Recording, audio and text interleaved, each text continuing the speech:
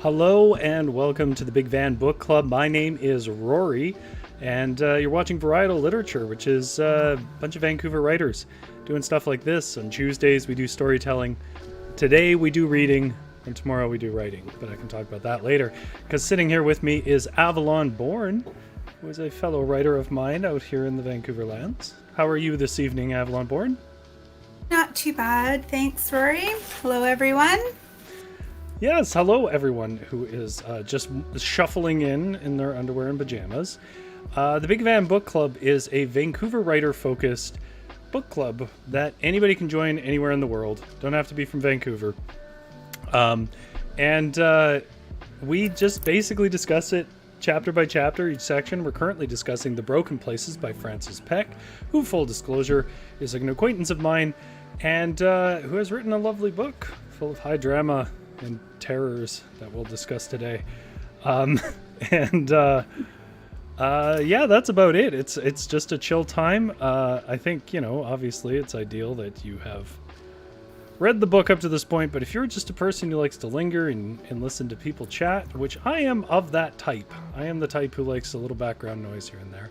I have heard that this show is good for that, which I think is a compliment.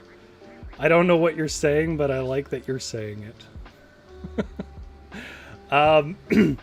But anyways, that's what we're doing here today. And as I mentioned before, we're going through The Broken Places by Frances Peck. And we are currently going from chapter, I never trust my memory, chapter 14 to 18, which is technically 5 chapters. And a little snippet of a part 4. At the beginning. So we're basically going through part 4. There are 5 parts in this book. The last part is quite short, so the reading next week will be quite easy. I would say the majority of the threads are tied by the end of this section. But if you haven't gotten all the way through it, don't sweat it, because we're going to go through chapter by chapter talking about what we can. Although I will tell you ahead of time, there is one chapter I've already decided just to conflate into another one, because it's basically not its own chapter. I don't know why it's separated. And beyond that, though, we're going to pretty much deal with them separately. If you have missed our conversation so far, it's a big playlist on the channel. Go check it out. And if you are not watching this live, that's okay. Just leave me a comment and we can address anything you wanted to talk about on the next show. This is the penultimate one, though, Avalon. How do you feel about that? I think we're gonna have a lot to talk about with these sections, and it's actually gone by super quickly. It's hard to believe that we're actually almost done. And full disclosure, I did read to the end, but I will avoid any spoilers. Okay. Before you carry on, let me just say, how many people read all the way to the end? I want to know in the chat, if people are reading along, how many people did it? Because, or at least were very tempted to, because I definitely had that thought. I got there and I was like, oh, I'm almost there.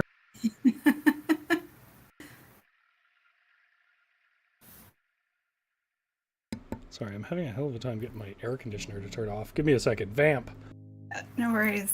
Yeah, I couldn't help myself. I got to the end of 18, and there's really not much that happens, or sorry, let me rephrase that. There weren't many, there's not much of the book left, so I just had to get to the end, but I will ensure that I don't provide any spoilers or anything like that, and stick to the section that we read. And I think between those 5 chapters, or I guess 4.5 really, I think there'll be plenty to talk about prior to the last session next week. My batteries were dead. That was what was going on. But I agree with you. I did wonder about, like, what are we going to do next week? But then I thought about it, like, it'd be our first chance to talk about the book as a whole. Like, it's fine, because there's so much left to, like, we sort of introduced threads of conversation that we just hadn't seen through. Just Fleece It Out says, can't hear the AC, all good, Rory. So if you're watching me on a TV, your TV won't hear the AC. But if you watch it back on headphones, which I do, You can hear the AC. It's a low white noise. I always read on my iPad a bed, so I never take notes. GS, nobody should take notes while they're reading, except for people who plan to host a show about it. Like it's not like I take notes ever on anything else I read in my entire life. I do it because I don't want to screw stuff up in public, especially, when I know the author, right? They can contact me later and be like, what the hell was that? Yeah, that's not what happened. You skipped a whole chapter. Okay. So, part 4. I haven't really mentioned this so far, and it's just because I always forget this, but each of the parts is structured around certain aspects of, like, earthquakes. And in this one, I'll mention the theme of it is deformation, or deformation, depending on how you want to emphasize that. So it kind of wraps itself around this idea of everything deforms under stress, which is an interesting concept, and we'll sort of get to what that looks like later. I think in some cases it works a bit better than others. But we open, as we have opened all of these parts, with Sydney being basically scared of her dad for beating up Joe. And then her being almost a mother role, which kind of comes up once or twice more, but isn't really followed through on. Just in this little intro, she sort of plays the mother and serves food and forces Joe to drink some pop. And like, I found it a bit interesting at first, but then I didn't see it follow through. Now, I haven't read to the end of the book, so maybe it follows through there, but it was an interesting little thread that we hadn't seen before, which was Sydney basically was being a caretaker. This is a very short section, so I will ask Avalon or chat, do you have anything you want for this little preamble before chapter 14? Anything you want to add?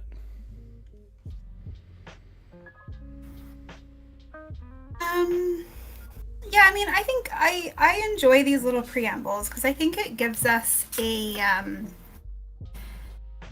view into Sydney that we don't really get just from observing, or the observations of the other characters.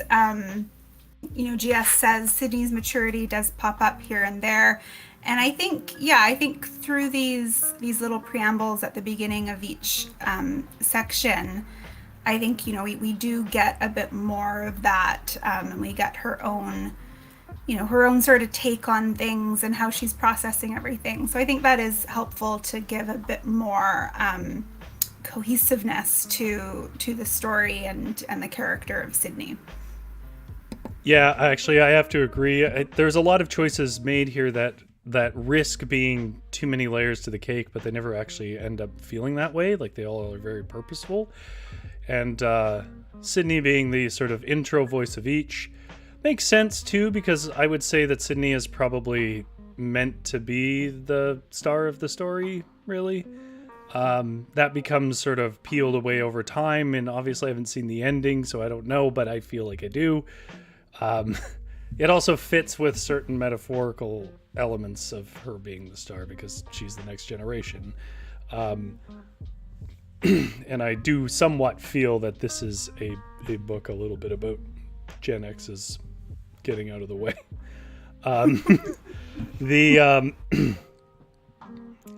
Yeah, so GS makes a good point there. Emotionally neglected children have to learn caretaking. And yeah, it's interesting because we've never really seen that before. It was something I really enjoyed about that. And it made her immediately more endearing. It did feel a little sudden, but that's okay.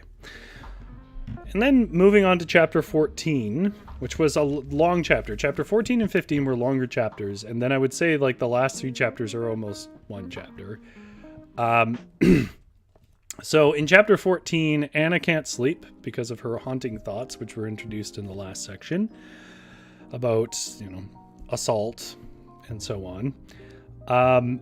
Sydney worried that Joe has internal injuries because he's harboring his ribs, which is a fair concern, by the way. I kind of thought he would too. And a reiteration of this theme of her bringing out food and being a mother. And Anna starts to sort of really slip off the rails, drinking more vodka and lamenting her life of crises. I found it interesting here that she hates the idea of being around people. That's something that gets followed up on a little bit later, I think in the next chapter, why that's the case, but this is the first place it's introduced. And then this is where her and Sydney have a conversation, and it sort of rotates around two themes, one of which being Sydney is trying to be a good sort of sober person, helping a person who's not sober, and discussing her experiences and so on. But it wraps around Anna's inability to sort of talk about her trauma and Anna's distrust of the idea that a rich girl could truly be an alcoholic. And then Sydney gives her this symbolic bowl that she's been carrying around to protect herself from stuff falling on her head. We get a switch back to Kiki, or Kyle, but Kiki's way better. Kyle hikes down a mountain, and it's a lot more internal dialogue plagued with regrets. There's this story about him and Joe going to Cirque du Soleil that wraps around a certain metaphor that I gotta be honest, I didn't really follow the imagery of it. So I am curious if other people can explain it to me, because I felt a little dumb. I couldn't quite follow what image they were trying to pull from that related to this, what he called 1, 2, 3, 4 hump, I think it was, or hunch, which was basically him with a broken leg trying to get down the mountain. We do get probably the best moment with Kiki at this point in the story, which is finally some sort of emotional sincerity, and that he admits that he feels like love is an abyss of sort of vulnerability that he doesn't want to fall in and lose control in. Then we get back to everyone's favorite, the true star of the story, Tane Stedman, with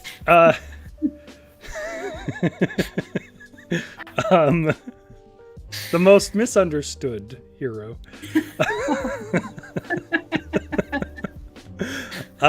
Where he's worried about being a gay basher, and I felt like, it was so quick, I may have misunderstood, but I think they were saying his little brother was gay and he used to protect him.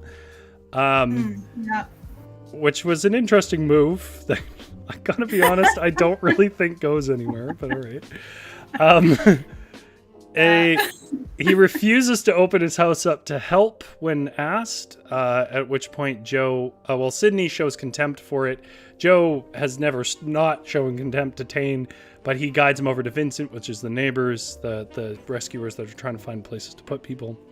And then we get Charlotte and her romance novel that is occurring in this, where she admits that the real freedom of her lie of being Lottie is that she is wishing her child out of existence.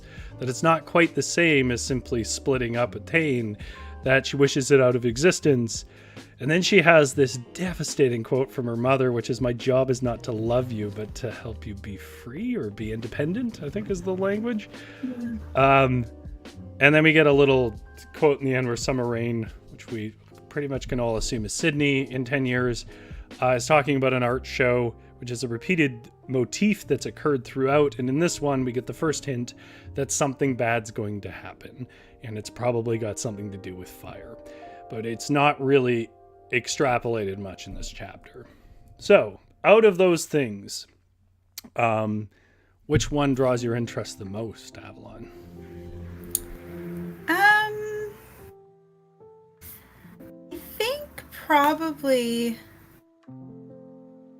I mean, I'm enjoying Stedman just absolutely losing it. Yeah,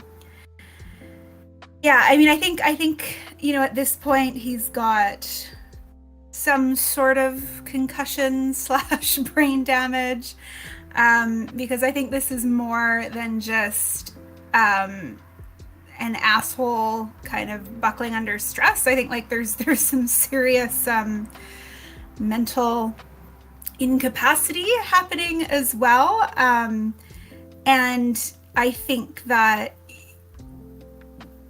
the way that he's viewing what is happening. I mean, there's obviously some deep denial happening, but then also this just absolute refusal to step down from the alpha male ledge, regardless of the consequences. And yeah, the fact that he, beats up Joe and, is refusing to listen to his daughter or to other authority figures who show up. I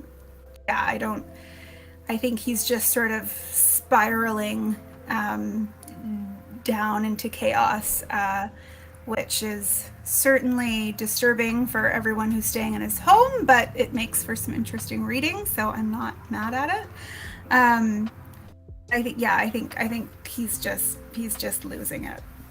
Yeah, I agree. I think that there is supposed to be this idea that, he has a pretty well-developed sort of, this is the neurobiology classes coming out, but prefrontal cortex, in the sense that he has a good ability to recognize social situations and react appropriately to them and calmly. But I think the brain damage there is if he wasn't able to do that, who is he really? And I think that's what we see. And GS says the beating was okay if Joe's just a handyman, but once he realizes he was a gay handyman, it was unforgivable. And I guess I have two thoughts about that turn. The first one is, I think it shifts who he thinks that is that he was dealing with. In the first version, he thinks it's basically his father, who he sees as an arrogant blue-collar man that he disdains. But when he finds out he's gay, then it's his little brother, and obviously he feels some sense of protection about that, and so that shifts it. That's my generous side of it. But the other thing I'd mention is that he is worried that he will be seen as a gay basher. He's not worried that he hurt a man. In fact, he reinstates the idea that that was somehow deserved, even though, again, he found no money on him and there was no justification for it whatsoever. He's still not worried that he hurt a man. What worries him is the appearance, right? Which goes back to what Charlotte's problem is too, which is Charlotte's all appearances. And I think in a lot of ways, if I was to sort of say what runs at the core of all of these relationships, well, the Stedmans tend to be at the core of most of the action. And the Stedmans' whole thing seems to be they have a daughter with some depth and two parents who are pathologically self-absorbed and absolutely obsessed with appearance, right? So I think it fits in with that. Just Fleece It Out also said they almost tried to show some good in Tane for a bit there and with his history protecting his brother, but then quickly dipped back into him being good old Tane. And I think if I was to take anything away from some of that backstory on Tane, I think the point is who cares? It's hard for me to know what the author is trying to say, but just because you've got a sad story doesn't somehow make it okay for you to be, self-centered and mean and, hoarding wealth and controlling. Who cares? Your dysfunction, whether it's your fault or not, is your problem to deal with, right? And I think what sits at the core of sort of him being, because to him, I think he's sort of our stand-in for all the toxic masculinity in the world here, if this is meant to be a microcosm of society. I feel like the point is there's lots of sad stories. You got to deal with your feelings, and if you don't, you're going to turn into Tane. Well, and I think it comes back to what we were talking about with Charlotte last week, where there is this, I think with her there's a difference between acknowledging certain things about yourself and then actually doing something with that acknowledgement. Whereas with Tane, I think it's okay. So you had you've done a few decent things in a life filled with mostly not decent things, and you've had some trials and tribulations in a life that has been mostly without, but those things happened within your childhood or you as a young man or whatever. And I think it just sort of becomes, just because shitty things happen to you does not give you justification to be a shitty person. Yeah. And you get to a point where you either decide if, your childhood and everything that happened there is going to be the prologue of your life or the main story. And after a certain point, it's just not interesting to kind of lean on that crutch of like, oh, well, my dad was a jerk. So I think it's sort of like, we have these two characters who are terrible in their own way, and I don't think it's so much that the author is trying to like justify the behavior so much as perhaps, give maybe some context for it, but I don't think it it certainly doesn't redeem either of them. No, I'm not. I'm kind of, I was never at any point looking for Tane to be redeemed. And by the time we got through like part 2, I wasn't looking for Charlotte to be redeemed either. Like, I feel like they have made their choices and go to hell. I mean, it makes them compelling characters. I don't mean they should leave the page, but just if I knew them in real life and I like met her in a lobby or something, and this was the story she told me, I'd be like, well, you can die and I wouldn't care. So I think that's quite true. I think that the book is most focused with giving context on the complexity of people, not so much, although often this is the case in books, but I don't think it really does dig much for sympathy in all characters. But one character that I think it is doing that with, or at least to take GS's point, I tend to feel like it is Anna. I feel like Anna has every right to drink. I get why she feels guilt about it. What I don't get is why anyone else is giving her a problem. Like who cares? If this was an earthquake and someone was like, do you have a drink right now? And they were getting drunk, I'd be like, hell yeah, go for it. We might not live for the next few days. This is incredibly stressful. This isn't the time to be like changing your basic nature. And then on top of that, we as an audience know that she's been sexually assaulted. She comes from a war zone. She's lost everyone she loves, has no friends, and works for an abusive woman. So like, go to town. Do what you want, Anna. Yeah, that's right. And as GS says, go for it, Anna. If ever an alcoholic needed an excuse to drink, a major earthquake in a house full of iron booze, this would be it. Yes.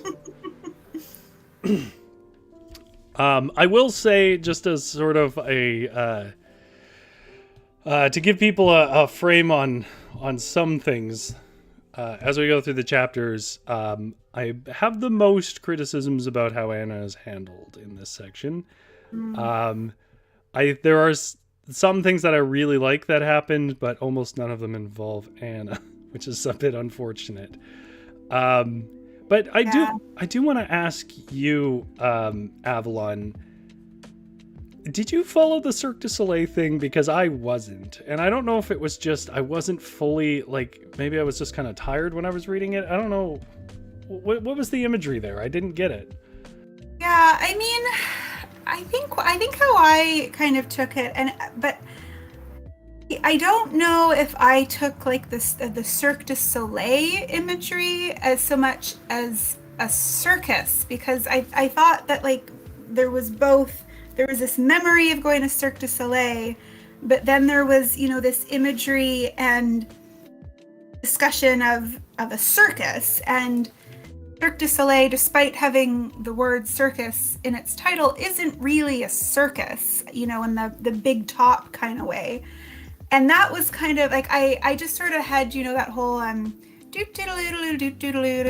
that sort of thing in my head as I was reading Kiki's section. And like, that's sort of what I thought maybe he meant, that he was just like having, something kind of mindless in the back of his head to focus on as he was trying to get down the mountain. But I struggled a little bit with that too. Yeah, and I'm willing to accept that I was just being a bit dumb. Like, it might have just been that, like, it did feel like there was significance there, and then I I felt like I was the dumbest person in the room because I wasn't following what it was. And then I was like, oh, whatever, okay, it's just a story. I get that he misses Joe, and this was sort of a happy memory, and he gets something from it. And then it became kind of a theme in the section. I was like, oh no, I don't know if I understand anything now because I'm not sure I understand that image. But I mean, what I do recall of it is that Joe was very delighted. He wanted Kiki to see it. By the way, what he describes, if you do not live in Vancouver, is exactly how Cirque du Soleil comes to Vancouver. And by the way, I have no good associations with it because, without saying too much, I used to work with them when they came through in a position of sort of a temp outside worker that did some work for them. And we'll get more specific than that because working backstage there definitely ruins a lot of magic, and I didn't have the best experiences. So for me, it was like these chilling memories of just an annoying process that I never want to remember. So maybe that was distracting me. Maybe I was like, I should be paying attention to the majesty of the show, but I was backstage standing in a bunch of people's popcorn and feeling angry all the time. So maybe that was distracting to me. But we do I've never been to Cirque du Soleil. It doesn't really appeal to me. So yeah, maybe some of the magic of this section was lost on me as well. Yeah, I would say, when I finally did go and see it, it was okay. It's not really my thing, but like, look at what our thing is, Avalon. Our thing is sitting here for an hour and a half talking about books. Like I remember I had this wonderful philosophy professor named Anastasia Anderson when I was in university. And I remember her telling this story once about where she was talking about how do you determine value. And she was talking about translating. She was an ancient Greek scholar, and she was talking about translating ancient Greek on a Friday night and with a group of friends in some library on campus, and a sports game releasing of some sort. I think it was soccer or something, and everyone being loud in the streets at like 11 o'clock at night, and them going like, don't they have anything better to do? And I feel like that's us right now, where we're like, we don't do feats of physicality. What we do is we discuss the higher thoughts. Which, okay, I'm willing to own. That's me. Yep. Works for me.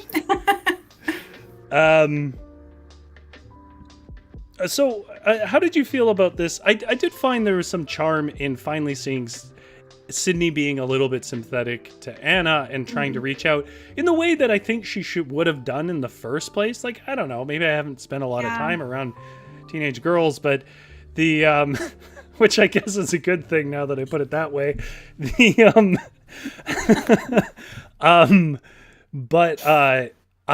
My sense of it is people who are sober and find someone who isn't tend to be more sympathetic the way that Sydney acts here. How'd you feel about this exchange?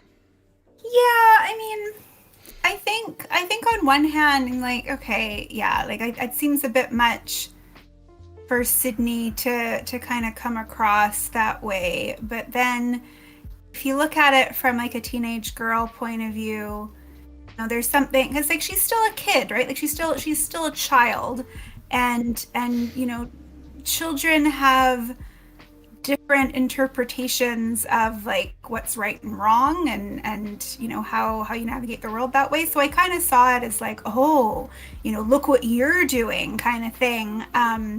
So I could sort of see it from that point of view, though I did appreciate how that did turn into, you know, more of a confidence and or exchanging of confidences and you know, some type of support, because I mean, if anyone's going to understand what Anna's going through, it would be Sydney. Yeah, and I think it follows on this theme of Sydney getting food and like, because there's this motif that repeats of Tane won't leave the room, right? Like he sits in his office and he won't leave. He won't answer questions. She tries to talk to him. He won't come out. And I think that is a good way of sort of framing the vacuum of leadership, you know. Yeah. And even Joe starts getting distracted, like sitting on a lawn for hours and whatever. Like it's kind of shown that nobody's really tying this together. And I do feel like this is the section where Sydney starts to step into that role, and we get the introduction to that with her doing her best, addictions counseling with Anna here, I guess. Which mostly is her talking about herself, which, by the way, is not the best way to approach it. But I think you're right in that she is a young girl, and that's probably her best understanding of it. I don't think we find out much more about Anna and this idea in here, but she is drinking a fair bit. I mean, we hear a little bit more about her terrible life, and I think, like, we talked about this last week too, and I think I still kind of struggle to sort of see what the narrative purpose is for Anna to just have such an awful life. Yeah. And it seems to be, I find it a little much, I think. It's just sort of this like unrelenting, list of awful things that have happened to Anna that get worse over the course of this section. So I do feel, because I 100%, that was my thought this a lot in this section. It's going to come up more, which is why I don't want to finish this discussion just yet. But I do want to say for the audience, there's something I want to like sort of set up early here, which is, well, this is meant to feel like a real place doing real things. It is still an act of art, of choices and so on. And if the response, for example, was that, well, the author knew someone who went through all this stuff and this was the course of their life, that's not really a reason to do it. Like, like at the end of the day, you got to be careful when you're doing, especially fiction, how you organize. Like, I don't want to sound like I'm lecturing an author who's clearly more proficient than I am at writing, but I'm just trying to explain to the audience that every choice you make when you're making art is significant and probably tied to a purpose. And so sort of to echo what Avalon is saying there, which is something that I agree with, is I'm not sure what narrative purpose is served by how horrible her life is in an unredeeming way. And most of my interpretations have been pretty uncharitable, so I don't want to share them yet. But it's not my favorite thing because I don't know. I feel like a lot of what would be accomplished by Anna was already. And it's starting to get to a point in this section where it feels like it's either got to be the whole thing or it needs to not be there. I'm not sure what it built up. In other words, it was sort of becoming its own thing in a different room. GS puts it exactly the way I was just saying it. Anna needs to be a book on its own. Exactly. That's actually something that'll come up with me a couple of times with some other stuff too, but we'll deal with that when we come to it. Sorry if I talked over you there. I think that's about chapter 14. Unless you want to talk about this Charlotte wishing her child out of existence, which I think is a significant moment for Charlotte. I think so, but I think I'd like to wait to talk about Charlotte, because I think one of my favorite moments in this whole section comes a little bit later with Charlotte, and I think that would be it'd be useful to talk about kind of all of it together when we get to that section. Okay, so then on to chapter 15, unless chat has anything they want to add, of course. Chapter 15, Anna is judging Sydney's room. That's kind of how we come in, looking at all these wonderful things that Sydney has, and sort of reiterating this idea that how could a girl so wealthy, well-off, and protected be a real alcoholic, really love to drink. Which is an interesting observation, but I got to be honest, I wasn't always clear what it meant in the context of the narrative and Anna as a character. Then there's a scene where Anna has to use a tampon, where she prefers pads. And then they get this... I wasn't sure if I fully understood it in context, but basically Sydney overheard her grandmother saying that, Sydney was unwanted to her own mother. It's not clear what her mother's position was in that conversation based on that recount, but it seems like that, if we were going to look for a specific moment, might have been the moment that the "you're a liar" thing came from. Anna, for the first time, says that she finds hope in Sydney. It's the first time she talks about being hopeful, which starts to become a bit of a theme in the chapter. And then we go to Joe, who is helping Vincent bring people in from these collapsing towers and trying to house them in his mansion. And we get the reveal that Joe is aware that Kiki has been sleeping around.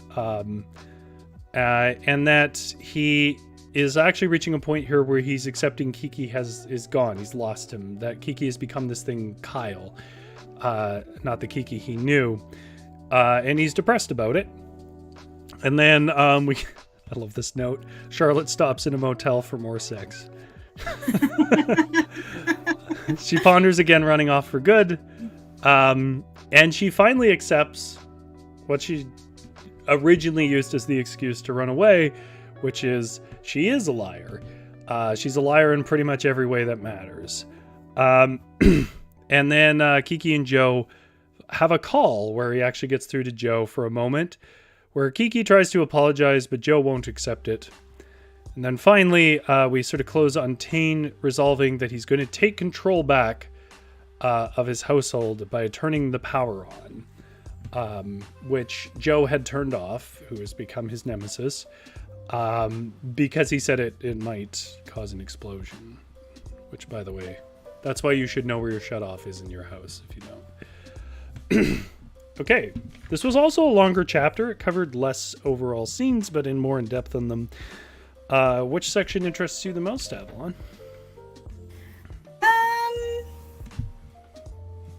No, I have to say that the whole scene between Sydney and Anna is just weird.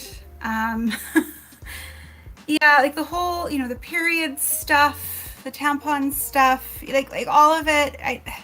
It's just, there's like this brutalization of Anna at each point, and like every new piece of information that we learn about Anna is something awful. So yeah, I struggled with that. I did like, the tie with Sydney and her art to Summer Rain. I think that's pretty clear that's Sydney however many years later. If it isn't though, that would be the world's greatest mislead. It would, yeah. I think that's sort of the crumbs that are being led, but regardless, I did like how we got the art, and we got this concept of metamorphosis, and the other concept that's like the same thing but like from within. So I liked that sort of emerging as a theme around this sort of, I guess, juxtaposition of not being able to, like you can sort of change who you are on the outside, but maybe not so on the inside, or vice versa. So I think it's some interesting commentary that kind of came out of that. So I thought that was interesting. But yeah, I think like Tane is just becoming like a bit of a caricature of a villain at this point, like not leaving his lair and having these sort of long internal conversations with himself about power and being in charge and taking back what's his. Yeah, so I'm still enjoying it because it is a little over the top. But yeah, it does. It feels a little like a caricature. And it's just, there's obviously something wrong with him. Like there's obviously something very wrong, which is concerning. I think it is a bit of a. I'm taking a guess here, but I think it's a representation of how like brain damage sometimes people can get stuck in cycles. It could be that. I do want to. Oh yeah, I was going to say, GS. I'm not sure what you're saying there because Joe does know that, but I see you've corrected Tane. Yeah.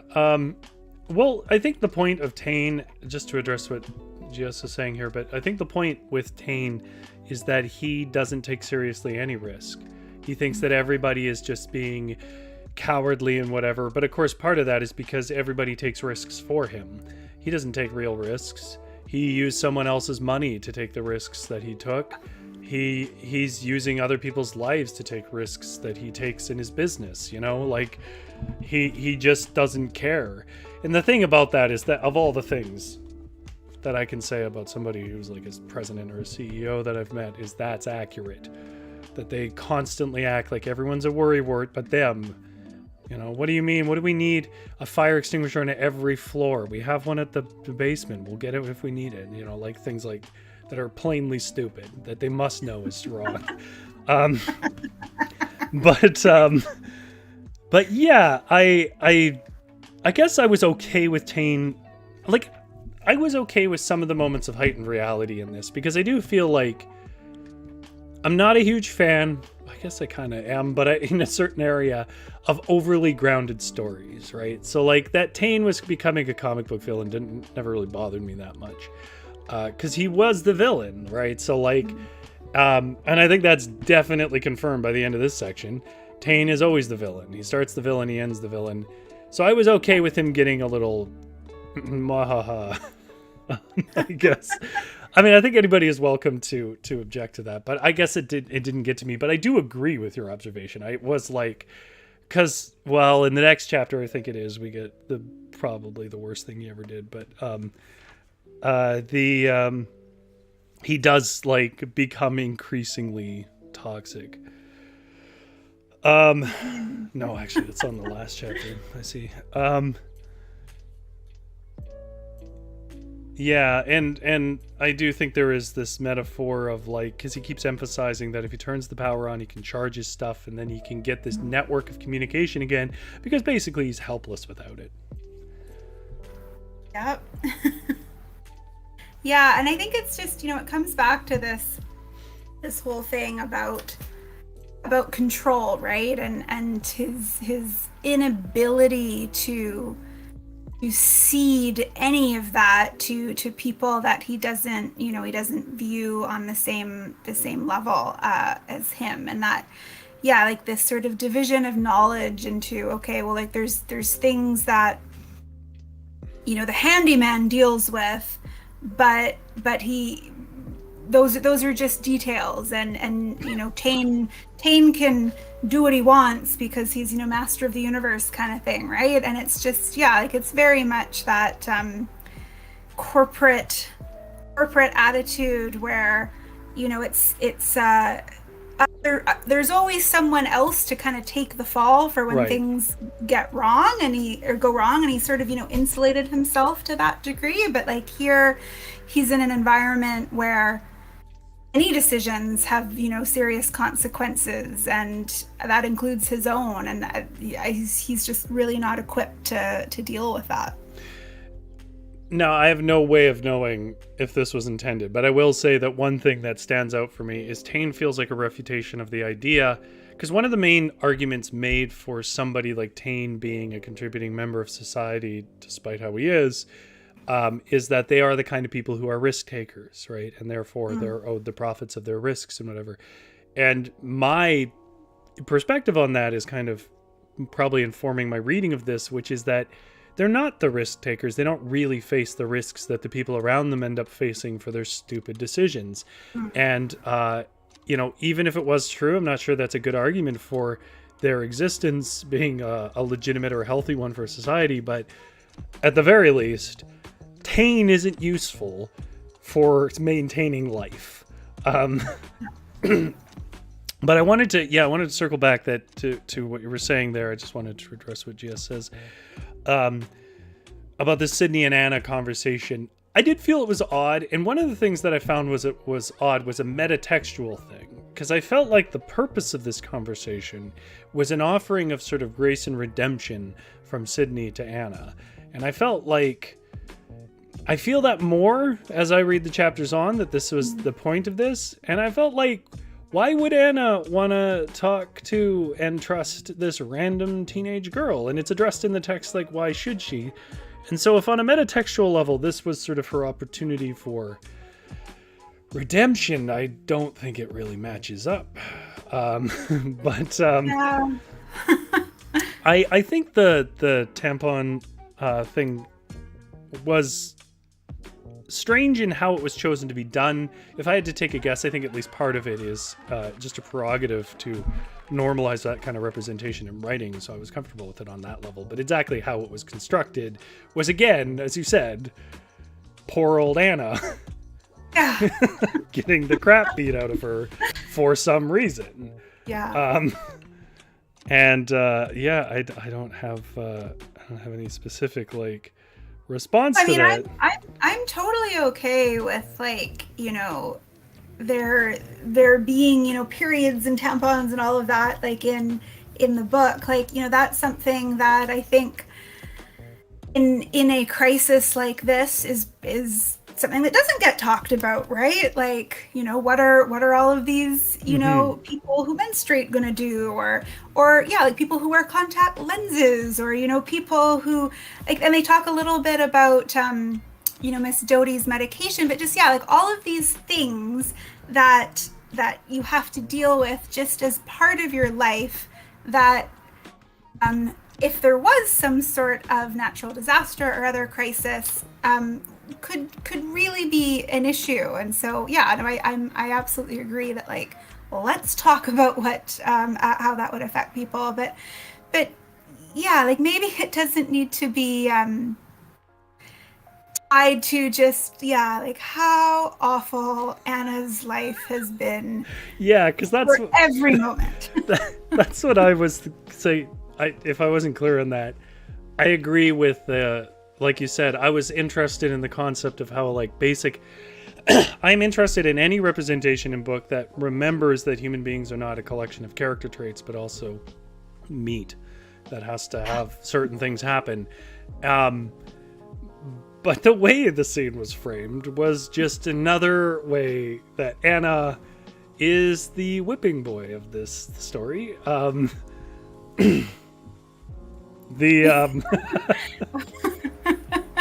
GS makes a good point. The entire book up to this point, I've been wondering where Miss Doty's next diaper is coming from. I mean, it's a good observation. It's just funny the way it's put. Also, when we've already spent like an entire section of the book dealing with the diaper. But yes, good. 4 chapters of diaper, yeah. Which I think is more a consequence of some other choices, style-wise, that they're making here. But so then we have this Kiki and Joe call. I don't really understand Joe's response to it. I feel like at this point Joe would be, I guess he's trying to defend himself from hearing bad news. Maybe that's as far as it goes. This part really aggravated me. Well, you also hate Joe. So let's just frame that. Hey, no, but no, it wasn't, it was more so like, you're in an earthquake. Yeah. Your partner is up on a mountain. You haven't been able to get a hold of them for, like, I think we're what, 24 hours in at this point? Yeah. You're able to get a call through, and the call is focused on the like what's going on in your relationship, not like, where are you? Do you need help? Like, here's where I am. Like, I really struggled with that, because it did not seem like a real world conversation in the situation that we're in. And, you know, yeah, like I'm not expecting, you know, the novel that I read to be 100%, you know, adhering to reality, because what's the point? But like that, it felt so jarring. Like the entire time I was reading that section, I'm like, like Kyle has a broken leg on top of a mountain. Well, to be fair, I feel like Joe never finds out that he has a broken leg. He tries to tell him, but I don't think, based on the conversation afterwards, I don't think he actually could ever make it out, that part of it. Yeah. But it's just, it just felt very much like, oh, great. I've been trying to get a hold of you for, an entire day. Like, let's talk about the state of our relationship, not it's not the how call. we're going to survive. It's not the call I would have made. Like, it's not the conversation I would have had, to be honest. But I think it's like, it's the weirdness of this novel in general. And it makes me I have a hard time coming down one way or another on it, because on the one hand, it presents itself as an earthquake book, which is about surviving an earthquake. And if people from around the world don't know this, if for some reason we have international viewers, which would be great, Vancouver has a pretty substantial wealth gap. That's part of the reason why this book is being structured specifically in Vancouver around the topics it is. The wealth gap between people who can even afford houses in Vancouver, period, and everyone else is pretty substantial. And the wealth gap between where, like, Tane lives and everywhere else is enormous. So there is a metaphorical reason why earthquakes, and I get this idea that the author is working with, which is like each of these people are kind of their own tectonic plates, and they have these fault lines with the things around them they rub against. And I get that kind of imagery that pervades through it. They sort of run parallel and rub against each other, and they are their own little earthquakes. And I guess the point is like, I don't know, the book feels like it can't always decide what side of that it wants to favor. Like, it doesn't know if it wants to be the metaphorical, heightened retelling, or if it wants to be a particularly grounded, fairly realistic telling of what an earthquake here would be like. Because I feel like a lot of this sort of emotional conversation in the midst of great distress in the world works if this book was more heightened, weird, and metaphorical. But it doesn't work if it's realistic, because realistically, no one's having that conversation on their one cell phone call in the middle of, like, knowing they're trapped in a mountain, like you say. But I would accept it if this was a book that was a little more, like, floaty and a little more in the clouds, if that makes sense to anybody. So, like, I feel like at times it's metaphorical and at times it wants to be grounded, and there doesn't seem to be a lot of reason as to what choice is made for each scene. So in that sense, I agree with you in that it felt incongruous with how grounded Joe had been to that point. He was a man who was worried about stuff, but was concerned with the moment and the safety of others. But then suddenly the most important thing is, don't tell me you don't love me, not how are you doing. Like, it didn't roll off the tongue for me. Yeah, I think that's a good point. Like, I think, I mean, I'm okay with, using a natural disaster to sort of tell a story that, is really a commentary on, a variety of issues. I think, that would make sense. And I think there's a lot of ways to do that. I think if you are going to have enough realism where, the consequences of people's actions, are tangible, and you're building a story around that, well then, that isn't a conversation that would happen. And I see, GS's comment. Yes, I felt like screaming at Joe, you have a tentative connection, make meetup plans, which, I think is pretty much how I felt. And I think it just also too, even on a metaphorical level, I think what we've been told about Joe is that, he's gonna love Kiki no matter what, right? That, like, he has, this deep, abiding love for him. Mm-hmm. I don't see any of that, like, in the call. No, I just see defensiveness. Yeah, Yeah, so I found that quite frustrating. And then, and I think sort of then, like, what happened with both of them, after that, and like their internal, um, monologues and everything. Like, yeah, okay, I was on board with that. But I'm just like, this phone call is yeah, just yeah. so. No, Uh, I'm okay if the phone call had moments of that, but I feel like yeah, the way that you could have balanced that a bit better is like if he was trying to say like, Joe, I want to say I love you, and Kiki was Joe was like, let's not talk about that right now. yeah, Like, I feel yeah. like Let's that would get have, through yeah, this. that would have Yeah, told the same yeah, story in a way that yeah. made more sense to me. Um, and I guess that is a thing. I won't bring it up much more because it does come up a few other places, but it's neither here nor there. I will say that at times I feel like the book is indecisive about how poetic it wants to be versus how grounded it wants to be. And you know what? I relate. I'll say I'm writing something right now that is meant to be a kind of hybrid between a fairly poetic style and a fairly literary style, which is a lot more introspection and grounded nature. And finding that balance is really hard, right? Because you got to be careful when you switch those gears that the audience is going to follow you through to a more metaphorical space. And,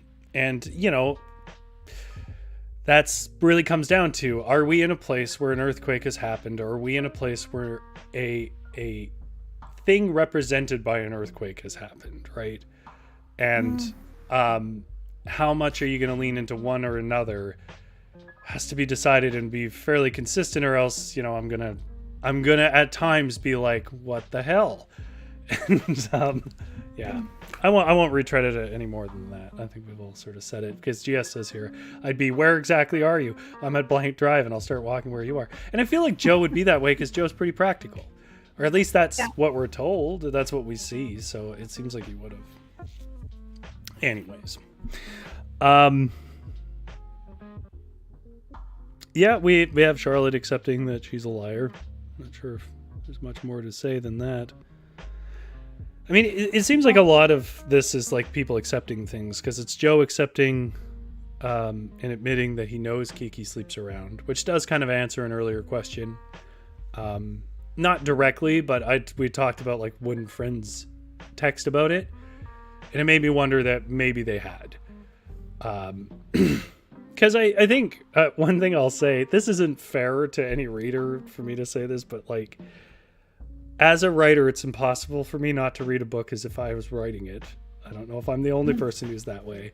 And so I can see moments where there might have been like the tail ends of threads that needed to be there that used to be more connected, but it just was slowing the story down. And so I felt like there might have been more about this event, but it was like not absolutely necessary. And there's already so many threads in this story that, I imagine a lot of trimming had to happen.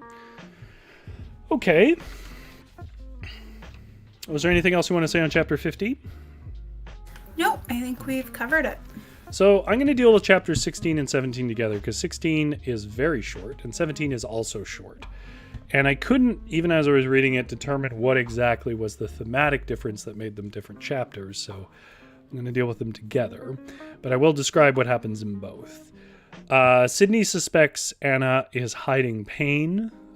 So we show that Sydney has more emotional insight than any of her parents. And we do get an interesting scene in chapter 16, which is Dodie's perspective on things. The one and only time that we see Dodie's perspective, which is interesting. Genuinely interesting. Then in chapter 16, it's a little bit of Joe hanging on to love. And the first hint, I admit this is sort of my own interpretation, that Charlotte is sort of starting to ponder going home. In chapter 17, we learn that Anna isn't a nurse, that she basically just lied to get in the country or something. It was sort of not spelled out. But she wasn't a nurse, and that Miss Dodie knows it. Which I guess is meant to answer why she's so worried that Miss Dodie will fire her. We also get this connection that Dodie is similar to Anna's mum, who apparently had dementia-like symptoms when she first had brain cancer.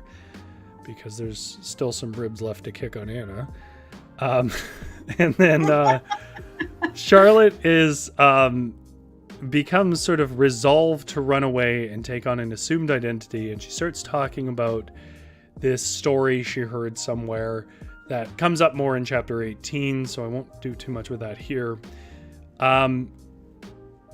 Tane is, like you said, cycling through his patterns of power. He's trying to figure out how he can spin this to his benefit, this business, this earthquake to his benefit with his business. But then we get what I think is one of the lovely moments. There's lots of really specific and well-observed moments about a person like Tane, and where he says, like, people will come up with the right words for him, which is like, even his words are created by others. Like, he doesn't even come up with his own words. He's a literal baby. Like at this point in the story, in every single way, it's been established that he is an actual baby. In a strange, but I think actually surprisingly revealing and a crucial moment, he briefly considers marrying Anna, which is sounds strange, but in context, I think is very telling about how Tane looks at people.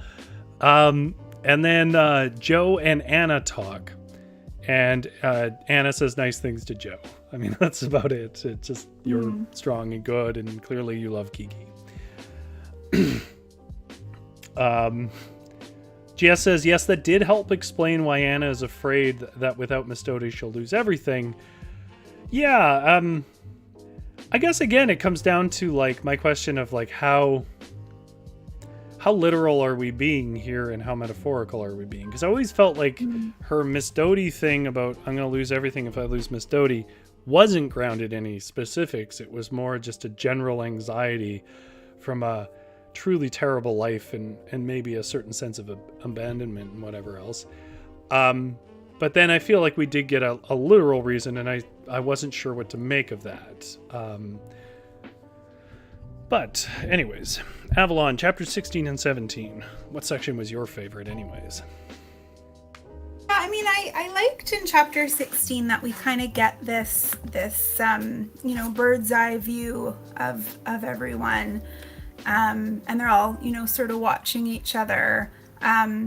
Which I think also shows like this fundamental lack of trust they all have in each other. And yeah, like they're all virtual strangers. I mean, even, Tane and Sydney, it's not like they have any sort of understanding or real awareness of each other. And same with, Miss Doty and Anna. Like they're not, these are not people who are vulnerable with each other or honest with each other. So it seemed very much like a bit of a standoff, in chapter 16, where we kind of, we check in with everyone. There's just a lot of distrust and worry, I think, about what's going to happen, but more so about these people that they've sort of wound up with. So I thought that was sort of like a nice setting of the scene as we kind of come into the climax of the novel. Yeah, I think it's a chapter that makes more sense in retrospect, and I think your summary of it is good in that sense, because it is sort of tying up ends before they can't be tied, and I think these chapters make more sense in that way. It does explain why there is this sort of almost funeral procession feel about it, of a lot of people sort of saying their goodbyes to each other. Because in the moment, it seems weird that everyone's suddenly being very positive after literally, because it's weird in the time of this novel, because it does so much backstory exposition and internal monologuing that like some of this is happening an hour after something else, right? Like the actual start to finish of the novel, like not accepting, the jump aheads, it's like 2 days basically. And not even 2 full days. Like it's sort of like a full day and then kind of a half day. Which is, does make some of these shifts a little more abrupt, but I don't think that actually matters, because it matters as a reader. Do we feel like enough has transpired to justify it? And I don't think I ever felt that the characters were uneven or jump. I feel like there is a very clear line through on most of the characters. Whether I have issues with them, whether I don't like how some of them are handled, is neither here nor there. I never really feel like they are amateurly handled. Like, I felt like they were strong throughout. I remember who's who. And one thing I don't think I've given enough credit to is just how hard basic things like differentiating voices in a scene can be. That when Sydney's talking, and when Anna's talking, and like, this was a thing that Hemingway was famously good at, and lots of people aren't. The ability to sort of construct language in a way that who's talking. So I would say that I would say that I really sort of see that come through here, the different ways that people make sense of it. How did you feel about the reveal that Anna isn't a nurse? Do you think that matters? Do you think that was significant? I think at this point it's just like, something else about Anna, right? Like, I think like it didn't. I felt like it didn't really have much of a punch, because, yeah, like, it's sort of all new information that we get about Anna is negative. Yeah. So I think, I would agree that it does sort of give some explanation as to, her reliance on Miss Doty, but yeah, like, I feel like then it kind of loses, I don't know if the way that Anna then sort of describes the relationship lines up with what we've actually seen of it, where, like Miss Doty sort of knew that she didn't have these credentials, and it was like this secret between them or something. But then, yeah, I don't know. I don't know how useful that information sort of is to the novel when there's no real consequence. Like, the only consequence I can see is not the one that the novel wants to engage with, which I don't know if it's meant to be sort of subtext that I'm not taking seriously enough or whatever else, but I'm hesitant to align myself with something that isn't literally in the text. But it does feel like maybe the point is, well, she's saying this in a positive, look, she's got my back way. It really is just a way that Miss Doty exercises power over her. Which, I'm going to be honest, I don't really know, for better or worse, I don't really know what the text is trying to say about Miss Doty or Anna. I feel like I'm more comfortable with Joe than you are. I do accept you guys have come around to some of your guys' critiques of it in the chat. Oh, look at that. Charlotte has entered the chat.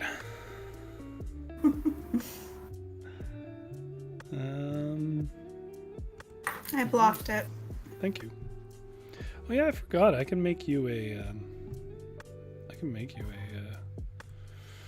hero. No, I can make you a God damn it, brain. I can make you a moderator. That's what I was trying to say. What was I saying? Joe and his characterization. I think I'm the person who has been the most friendly to Joe as a character. I think that, on the whole, well, I can understand, well, we haven't always liked Kiki, we haven't always liked Joe, and we feel that sometimes Joe is meant to play a role that he doesn't always live up to. I do feel like they've been fairly consistent. I understood their relationship. I understood their tension. I certainly understood the Stedmans. I think they were sort of the centerpiece of the story, and rightfully so. Don't get Anna and Doty. Certainly don't in the end. Which we're not there yet. But and I didn't get it in this section. And I agree with you in that sense of, I don't know what the book is trying to say with Miss Doty, like, sometimes being lucid and defending Anna, and then most of the time being kind of mean to Anna. Like, I don't know what to take away from that, because it could just be her condition. But again, is this just meant to be a literal thing, or is this meant to be more metaphorical? Is it like literally just the struggle of being with a person who is slipping away? Or is it a more metaphorical thing that slipping away represents something else about Miss Doty's life? I don't know. It's not clear to me. It's definitely the least clear section for me. Yeah, I agree. I think yeah, I mean maybe it's sort of, to give. Yeah, I think that, maybe it's trying to create, this tie between Anna and Miss Doty. Like they're both sort of people who are outside, the usual bonds of society. Like Anna is, it seems like, in Canada illegally. She doesn't have, the qualifications that she says that she does. She's had this ridiculously tragic life. She's not really able to function, without needing to drink, or having like it seems like just really horrible PTSD from everything that she's dealt with. And then you have Miss Doty, who it sounds like is completely alone in the world. Like her husband's dead, and your friends aren't around. She doesn't have anyone else. And I think there's a line in there somewhere about how like there have been no visitors since Anna's been there, and so she's also like completely alone and dependent on Anna. So like maybe it's sort of this commentary on the fact that they only have each other, and as dysfunctional as a relationship is, there's this dependency on each other. I think that's sort of where I could see it making sense. I think it makes sense. And I think you'll agree when I say I don't really feel like the text supports that very well, though.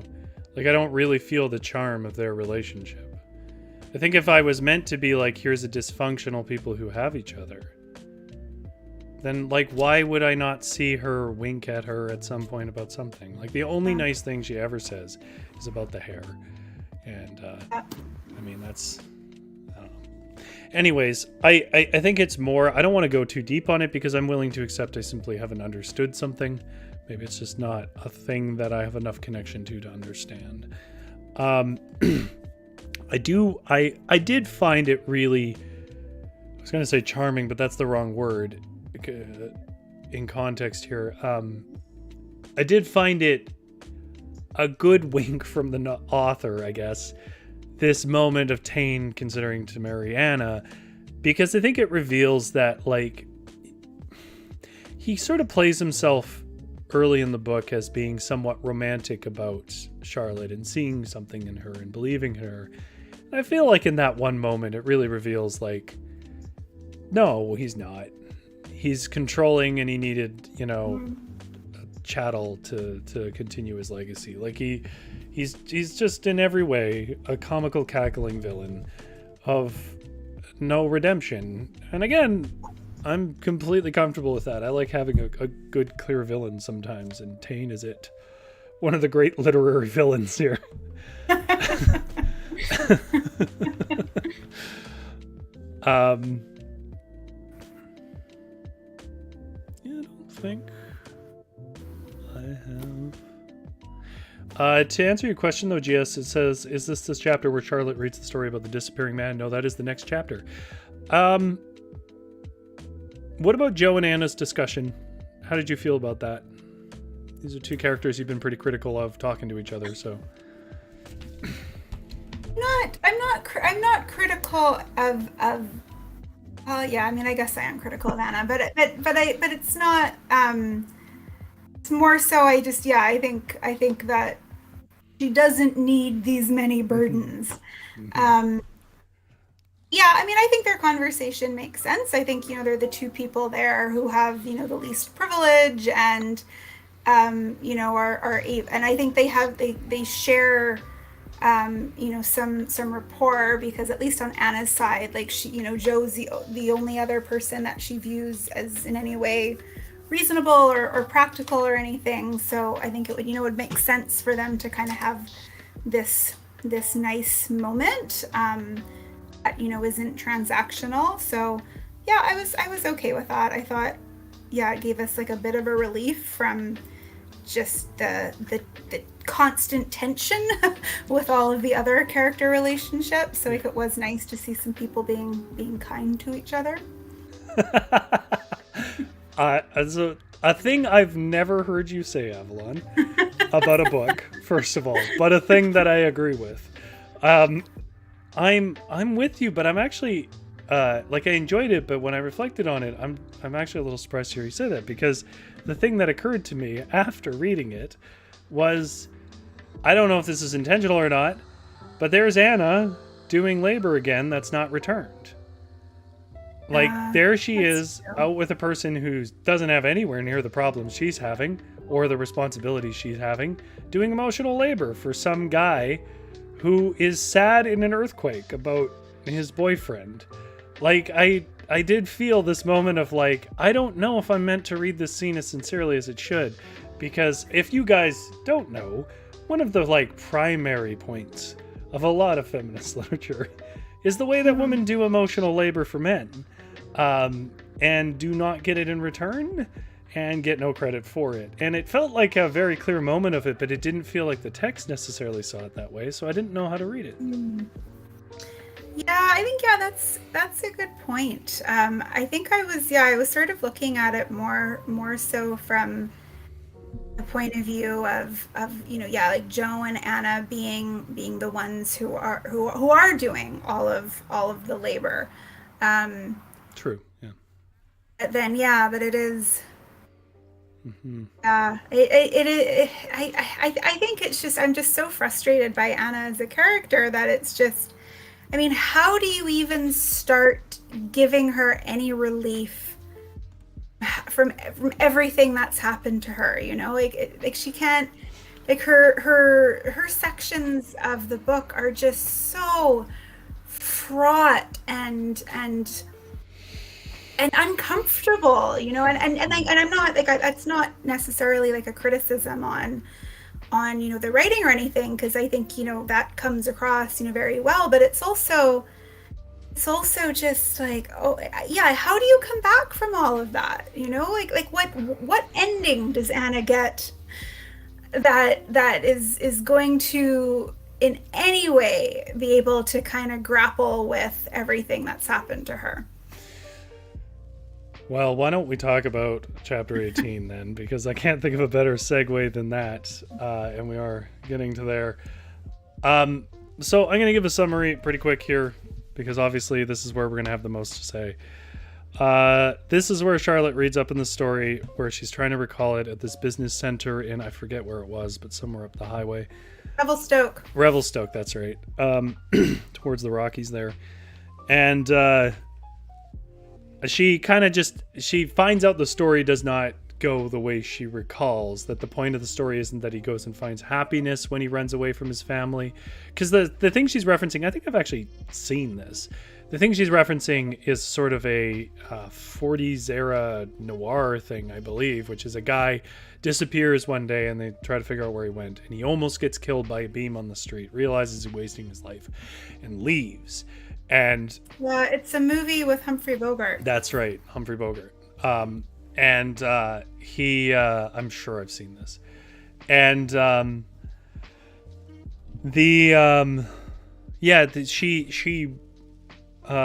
he leaves, and then that's all she remembers is that like he goes to Chicago and starts another life, and so she builds a fantasy out of it.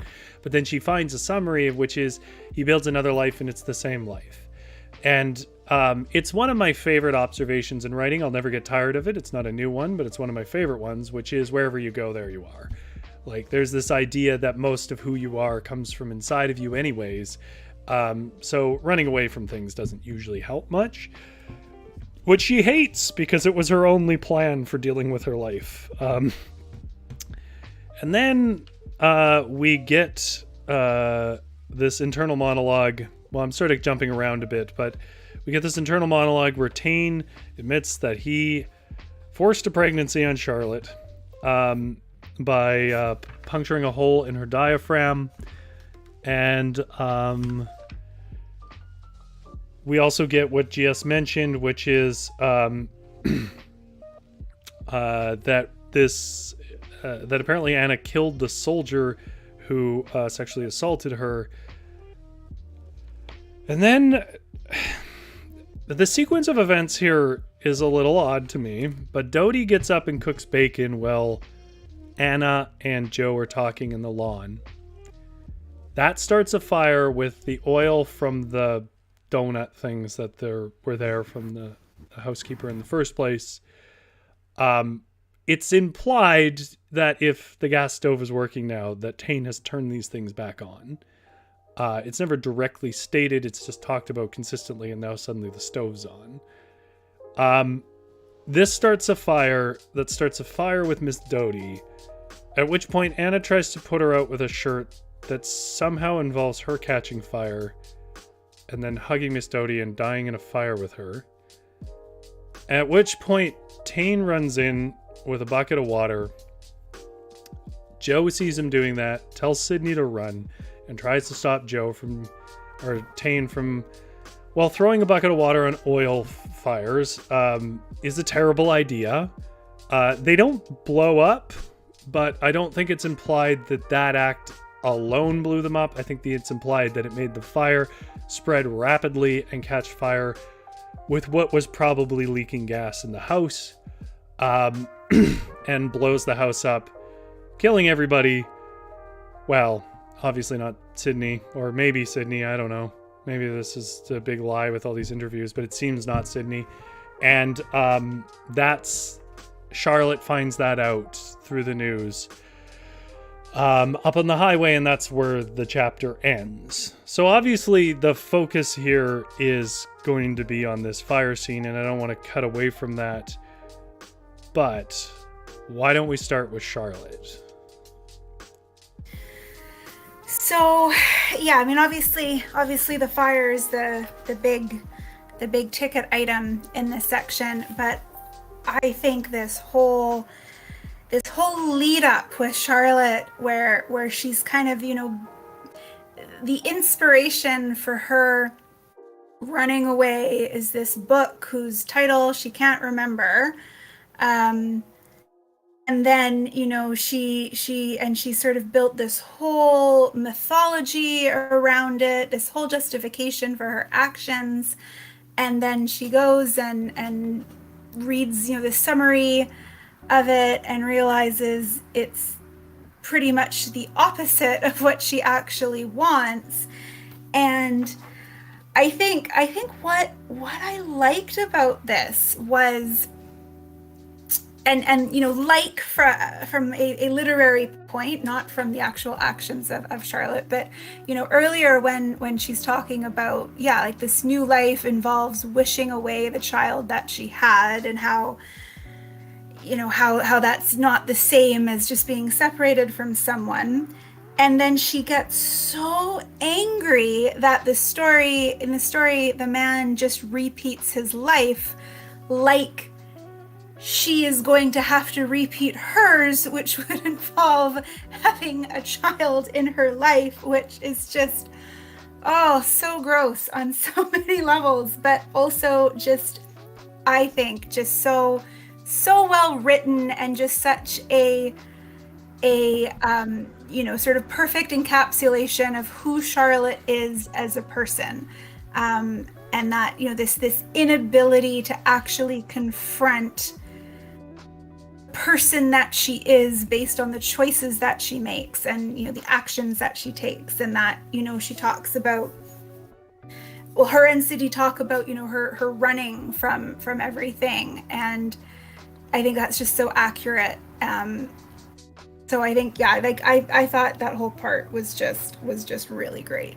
I thought it was great too. I think the thing that stands out for me is it's such a small thing, but it got built up to such great significance. And as you say, it's very revealing of the character. It shows us that, it shows us that for all her pretension, she's not a serious person. She lives in this fantasy land that a lot of like rich trust fund kids do. Like, she just thinks that she doesn't have to do it, and so she just won't. And like, that there shouldn't be any real consequence to her decisions and whatever else.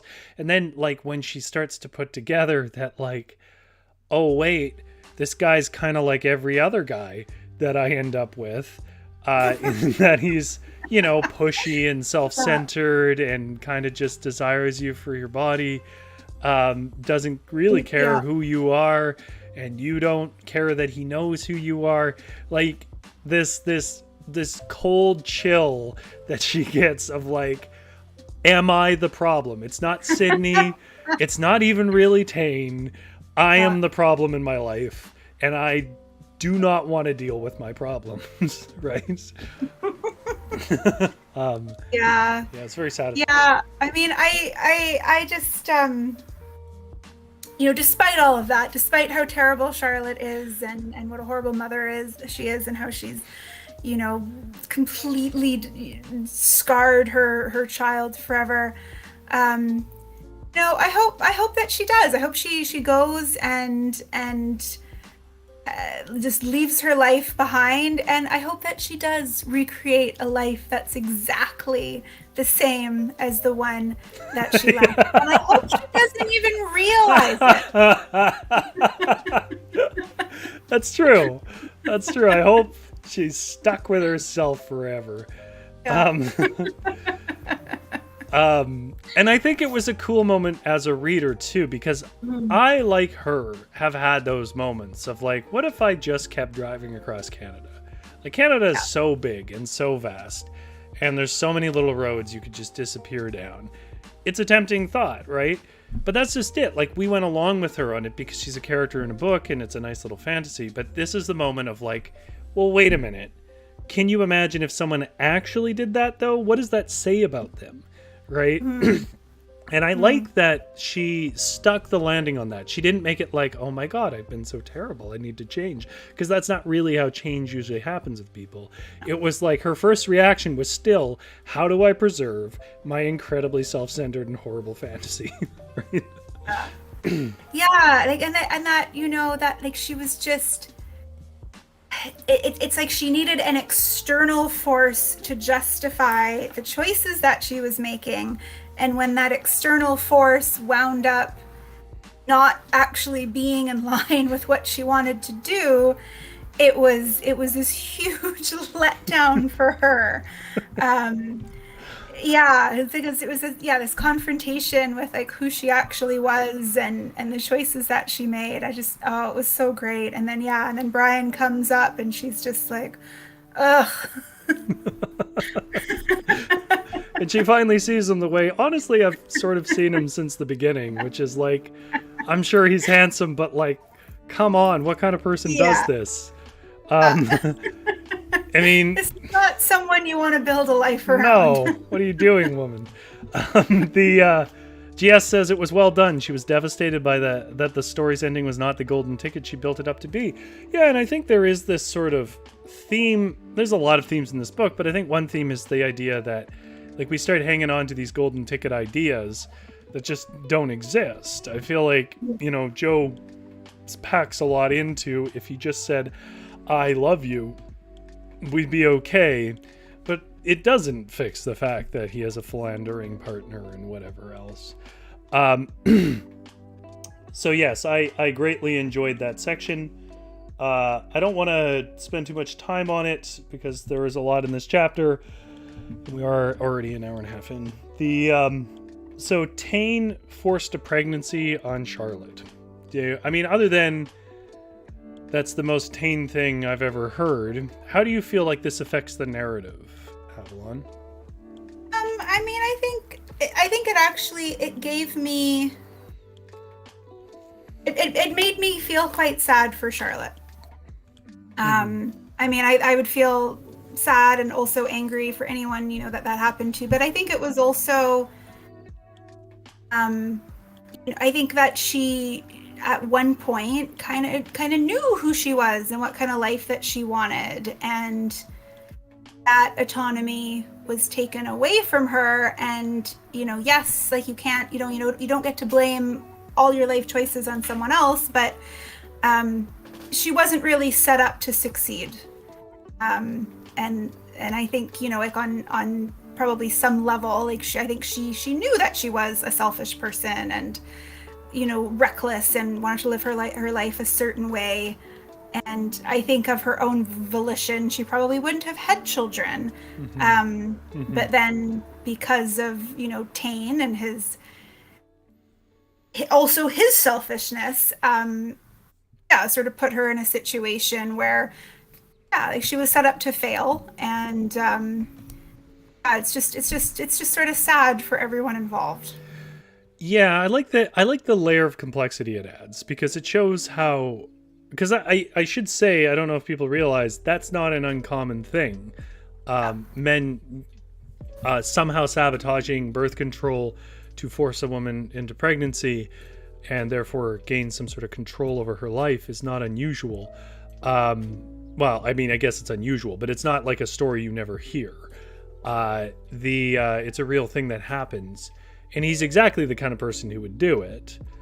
But I also like the layer of complexity that, recalling, she ultimately decides to have the baby to spite her mother, who we find out later is like her mother's main goal and design for her daughter's life was not to feel loved or to be herself, was to be independent. So we get this sort of instinctual, as we pointed out in another episode, reactionary Charlotte, who just makes this terrible choice of having a child out of spite, which, PSA, don't have children out of spite.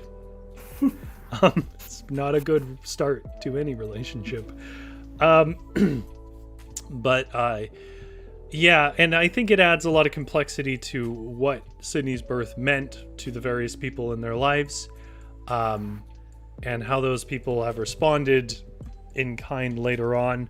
Like, it doesn't, I think what I like about it is it paints Tane as a terrible person, but it doesn't absolve Charlotte of her decisions either. Because if it was just that, like, and then Tane pressured her into the pregnancy and stuff, it kind of flattens her out as a character. But instead, there is some complexity to it. And I enjoyed that aspect of it. Okay, well, Anna killed the soldier. Good for Anna. To GS's point, I can't remember where it was said. Oh, they seem to want us to know that she killed the soldier, like we would hold that against her. And I did wonder about that. I wondered if we were supposed to somehow wonder if that wasn't, like, a good thing. Because I'm going to be honest. Kill your sexual assaulters. Yeah, like, I didn't feel bad for that. I didn't think, oh my god, she took a life.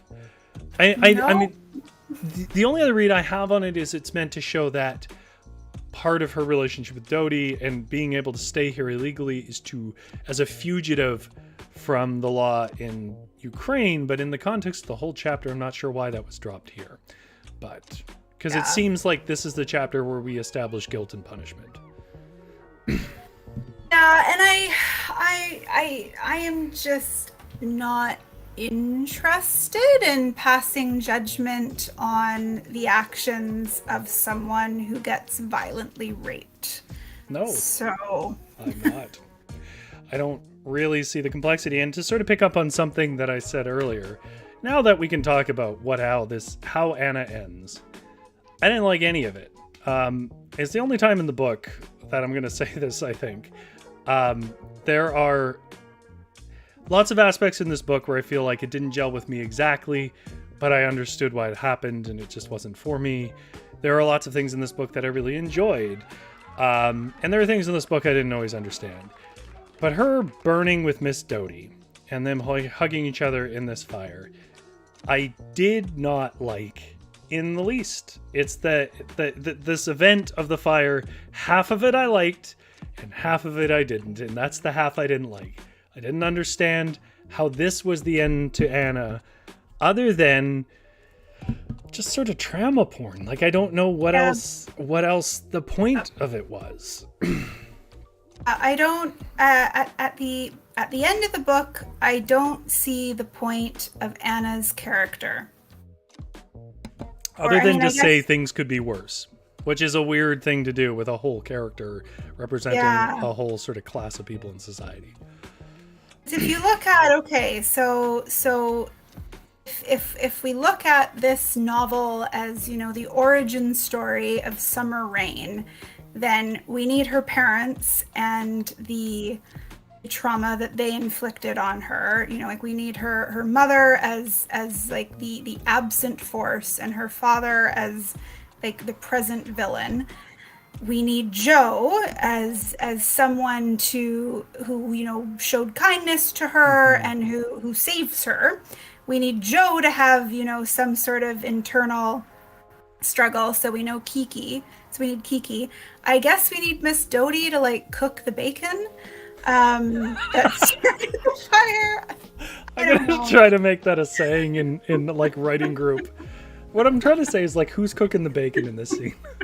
But I don't know why we need Anna. I don't, because I don't know what it is that she contributes other than just a lot of misery, and not Anna contributing the misery, but the fact that like her life was a misery. It's just so I agree. I think like that whole sequence of events, worked so well with Miss Doty and dropping the bacon breadcrumbs throughout the story. So of course she's gonna cook some bacon. Like I was okay with that. And then huge fire, and then Tane seeing this is like, this is my moment, but he's an idiot. He's an idiot, yes, please. Obviously it's not gonna work out. And then, Joe sacrificing himself to try and avert this disaster and try and save Sydney. Yes, like all of that all makes sense. I don't see the need for Anna. So there's one need I see for Anna, and I don't really like it. It's a thing that I'm kind of critical of in writing in general. And that is, Anna exists to sort of put in perspective what I'm going to call, though it doesn't necessarily work here, I'm going to call white people problems. And like it's a thing where somebody who is a sexual minority or a ethnic minority meets the worst fate possible after a life of terrible things is not an unusual thing in movies and books and so on. And it's a thing that I'm pretty critical of, because I think it kind of reduces someone to fodder to contextualize your life.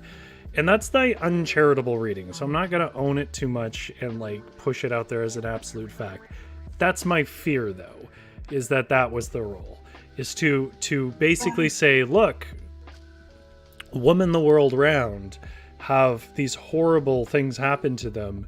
Where is the intersectionality, in your self-centeredness?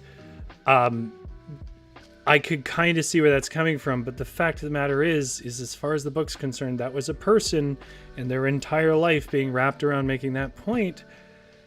I don't like if that was it. No. It certainly didn't do away with the criticism I brought up last week, which is like, why, and what you brought up a few times today, why does it need to be this bad for her? Well, I'm not on board with someone else's trauma being used to advance the narrative for a different character. That is an excellent way to put it. You've said it better than me. That is what I'm trying to say. Yes.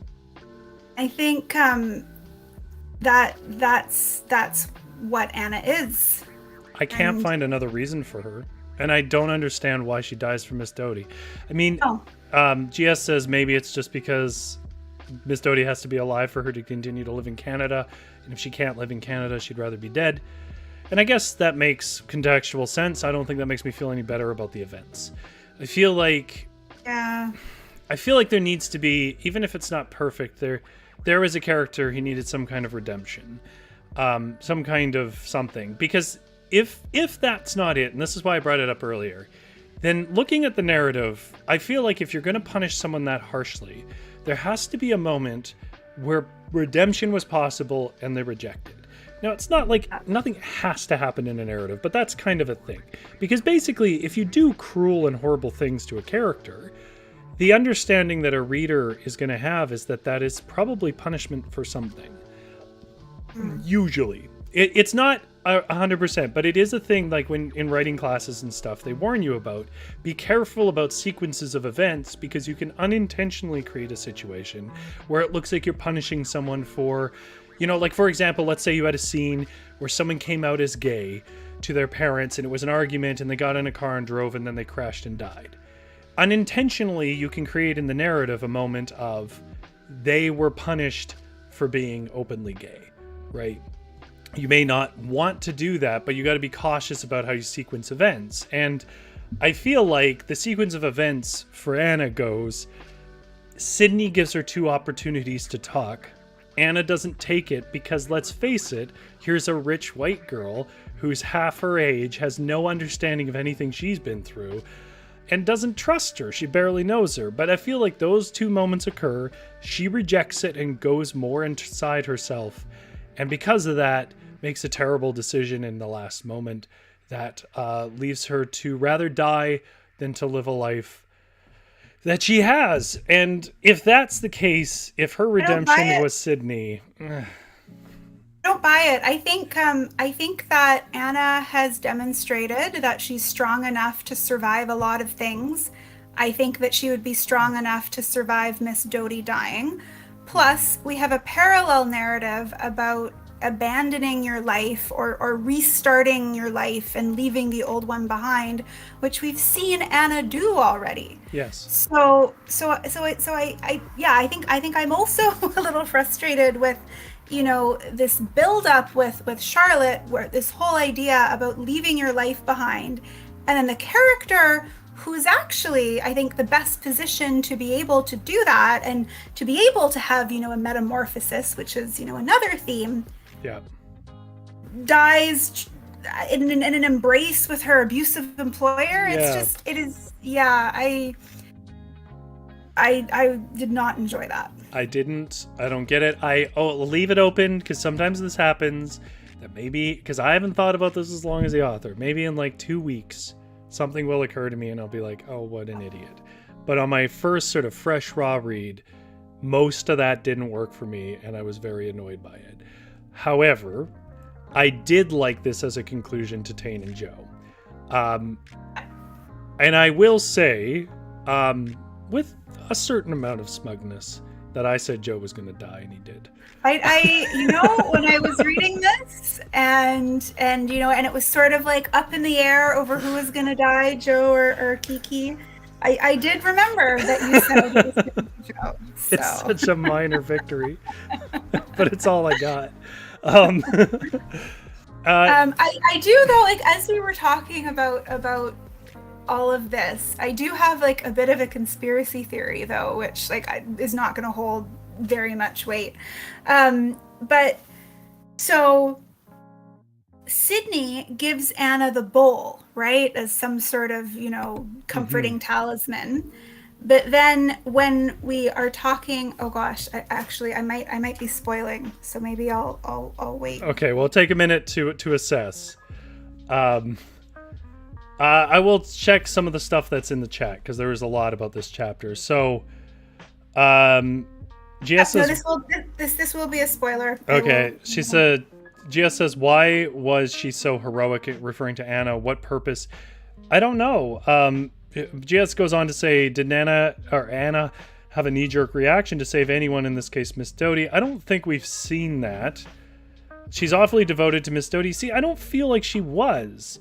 I feel like she's awfully worried about being held accountable for what happens to Miss Doty and then losing things. I think your like first read of it is pretty true. I think maybe it was just she can't go back to Ukraine, but like, I don't know. Anyways, Just Fleece It Out says, oh, when Summer said, just look at this face, you'll understand anger, she was talking about horrible burn scars. Proof she is Summer. Probably. Yeah, that was... I think I even...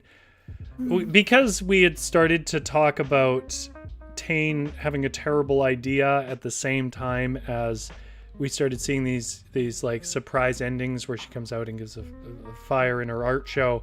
I was like, okay, he's going to burn the house down, which was a good thing to me on a narrative level, because I felt like we were owed some destruction. This is an earthquake book. Yeah. And again, like, I think, what other ending is Tane gonna have? If there was not that ending for me, if I was supposed to accept that in some way Tane was redeemable, I would have fanficked an ending where he blew himself up in a grease fire.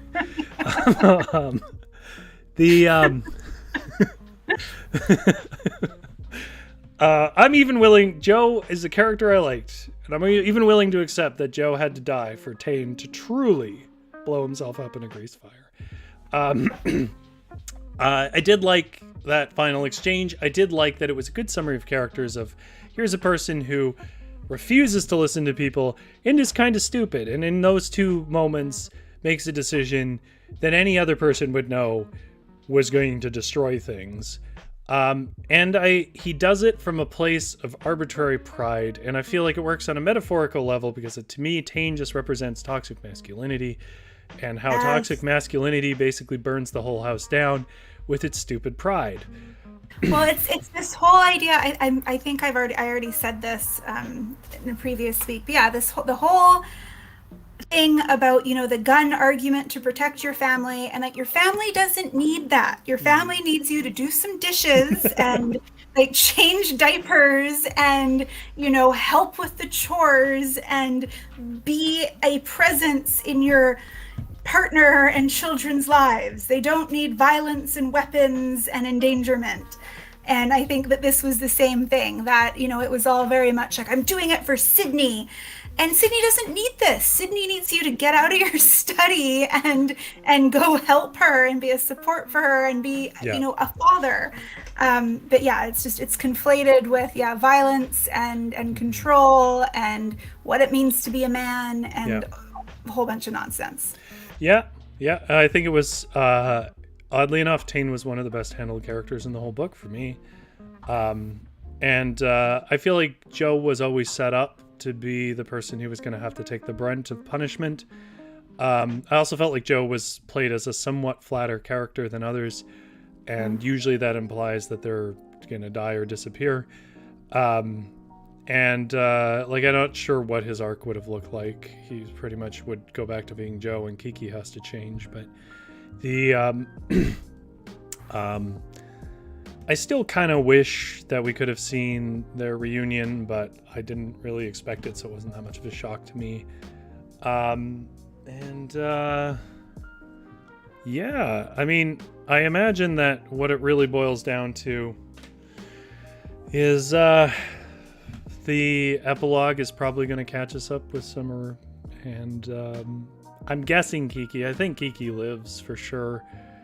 You can't say anything, but I'm pretty sure Kiki lives, because if he dies too, then what the hell was the point of that whole part of the book?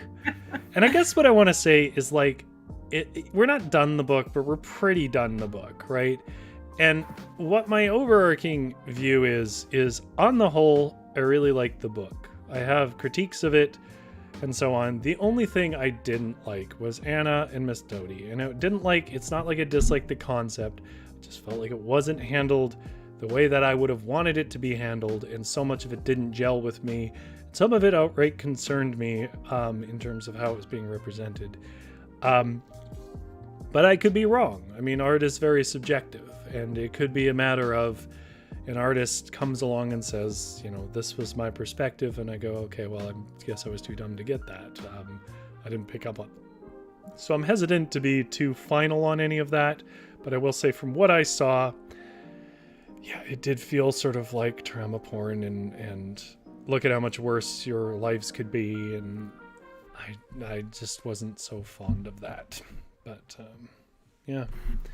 I think, that's like the great thing about literature and storytelling and art and all of that is that, there is no definitive interpretation. The fun is in being able to just compare and contrast interpretations and what worked and what didn't. And I'm sure that there'll be people who enjoyed all the parts that I didn't enjoy, or who didn't enjoy the parts that I did. And I think that's the whole point of kind of having these discussions, is to be able to see those different points of view. And I guess the reason why, just to put a fine point on it, the reason why I'm taking a moment to clarify that is I realize that the privilege that comes with being on the mic and the camera, right?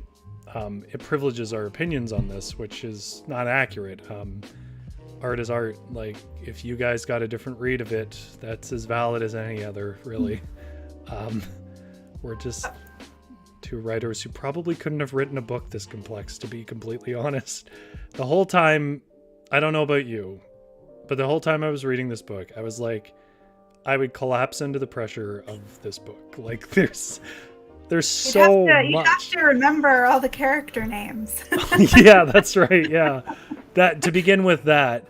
But then, it's not even just tracking character arcs across 6 people or whatever it is. It's more than that, I think. It's where do you put what scene when, and what scene is necessary and what isn't, and holy crap, what a complicated book this would have been to read. If I had an idea where I was like, this is the book I have to write, I think I would quit writing, because I couldn't do it. I wouldn't do it. This is so hard. I feel like you could do this. I don't know about that, but I think I think it's just writing, I think, makes me a better reader, because you have more awareness or acknowledgement about just how much work goes into writing a novel, and that even if it's not your cup of tea, or there's aspects that don't really sit well with you, or you just don't really agree with, it's you can still, I think, have respect and admiration for the accomplishment, for everything that went into it, or even piecing out, okay, here are all the things that I did really enjoy, and being able to focus on that, because I know I'm a very avid reader and have been since I was little, and there was been many times where I read a book and be like, oh, it's garbage, it's absolute trash, right? And being able to, I think, have some objectivity around, okay, I didn't like this book, but that doesn't have to be the definitive opinion on it. Yeah. Or I can not enjoy some aspects while still admiring the craft that goes into it. Yeah, and I gotta say that, for me, and this may not be true for everybody, for me, not liking, how Anna is handled in the end didn't ruin the book for me. It did make it so that I kind of have to think about the book without them, which is a surprisingly easy thing to do, because they don't interact much until this last section. But on the whole, I've actually quite a bit enjoyed the book, and I realize that sometimes I can tend to be a bit negative, so I wanted to mention that. I just didn't like that one part, that one aspect of it, and it went more and more in a direction I didn't like. Well, we're gonna finish the book this week, and then we'll come back and we'll discuss it. And next time, I think we'll talk about what our next book is, or even if we should have another one. But I do have another one in mind, if people are game for it.